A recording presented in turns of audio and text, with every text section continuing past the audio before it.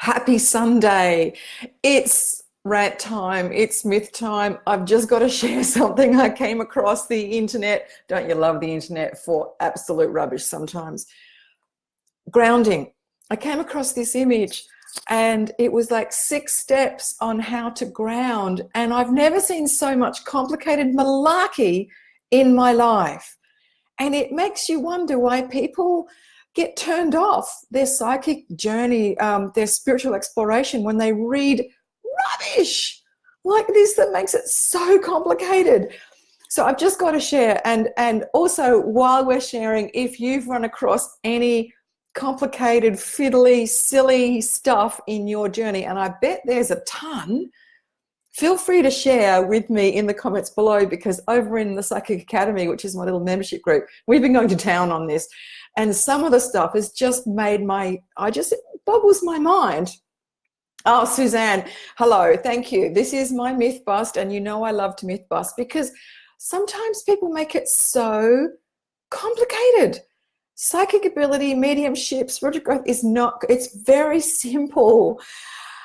And when we take all the trappings away, the truth is just so easy. And, you know, I understand if you believe this. Like, I've got to tell you this.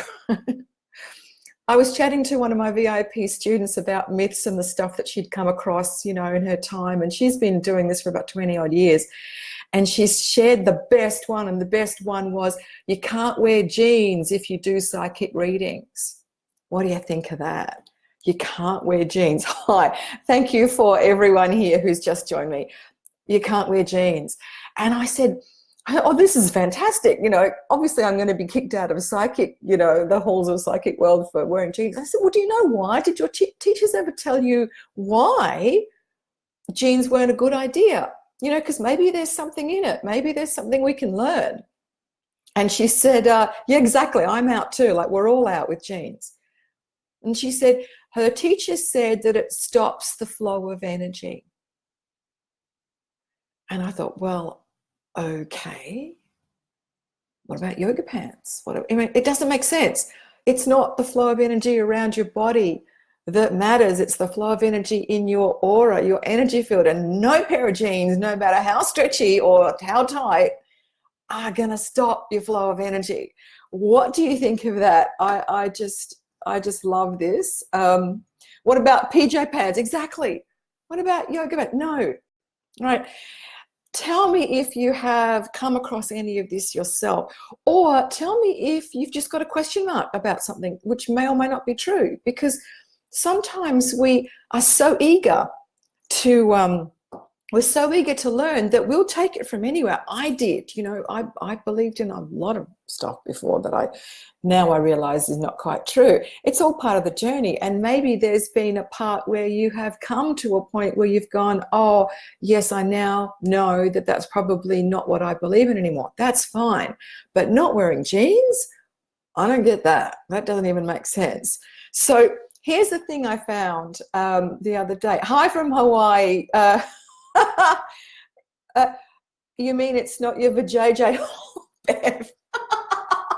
I'm not sure. It might have something to do with chakras, but I don't do a lot of stuff with chakras and psychic work. I seem to be doing fine without including my chakras, but a lot of people do. So speaking of chakras, I've just got to share this image. Now, I don't know if you can see it very well, but it is a very complicated post on how to ground. And I'm going to read it to you because it is just, if you can do all this, good on you, but you don't need to. First one, keep your feet flat on the floor, close your eyes, sit up straight, relaxed in your seat, rest your palms gently on your lap facing up. Okay, fair enough. Number 2, affix a grounding cord from your first chakra located at the base of your spine, and let the cord drop effortlessly to the center of the earth. Don't try to find the center of the earth because that'll do your head in. Your higher self knows where it is. Okay, fair enough. Step 3, your grounding cord should be as big around your body and fit snug to your hips like yoga pants. Check that it's on release. So your grounding cord now has a switch, right? So you're still with me? Thick around your waist, center of the earth, drop it round, feet down, palms flat on the floor. deep breath, sitting down, right? Got all that? These are the, check that it's on release and watch as all tension, doubt, and self-sabotage, stress, anger, and fear leaves your body through the cord. Wonderful. These are lower vibration energies, and your grounding cord will drain out energy and program that's not your own. Awesome. Step 4, travel up and down your entire grounding cord and check for tears, holes, weak spots. Now, I'm busy with my feet on the floor, breathing, eyes closed, palms down, not wearing jeans, making sure my cord's around my waist and it's thick and tight and snug, and doing all this, and now I'm checking it for holes, right? It gets better. Bolster it where it feels necessary. Number 5, this is my best part. Travel up. Write your name and date on the grounding cord. This anchors it and helps it to reinforce its presence and guidance.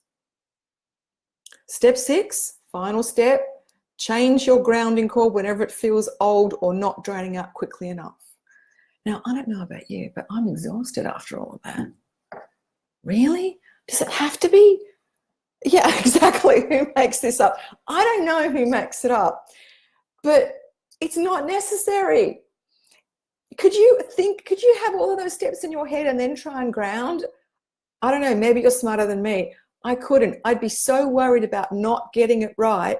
6 steps, I would probably have to race off to my teacher and make sure I did it right, whereas grounding is natural. It's an instinctive function. What if you needed to ground and you're in the middle of a train, or you're in a busy, like I get really flustered by crowds at train stations, and you're underground. What if you're jammed up against people? You can't sit down and put your palms down and get your cord and blah, blah, blah, and find the center of the earth. You're probably halfway down there if you're in one of the train stations in Sydney.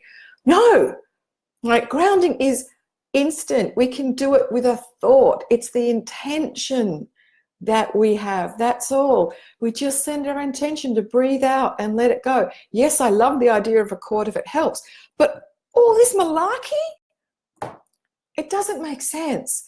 Spiritual work is instinctive. It's natural. It's hardwired in us anyway. We know how to ground.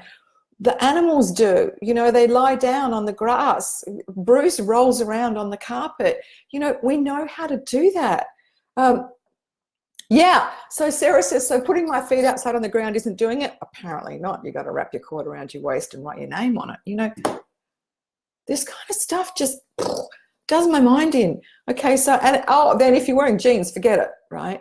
So I just want to say, I'm having a bit of a laugh here, obviously, and I'm poking fun, but the reason why I do it is because I care so much about your growth, and I don't want you to get this crap in there, because it's a lot simpler than that. When things are given to you in form of rules, they start to turn into dogma. And when you get an answer like, why can't I wear jeans? And you get an answer like, it blocks your energy. Are you any better off? Because, the lady I spoke to, she was still scratching her head over that one. The answer doesn't make sense.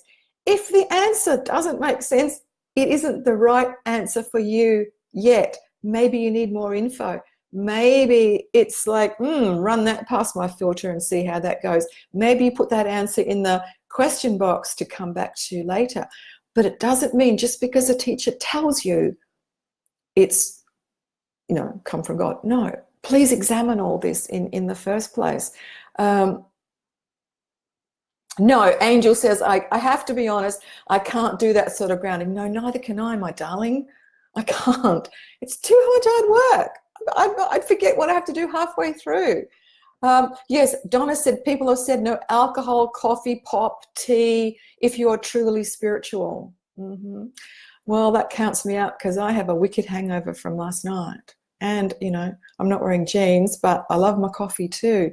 So this is kind of stuff that excludes you rather than includes you. And spiritual work should be inclusive, don't you think?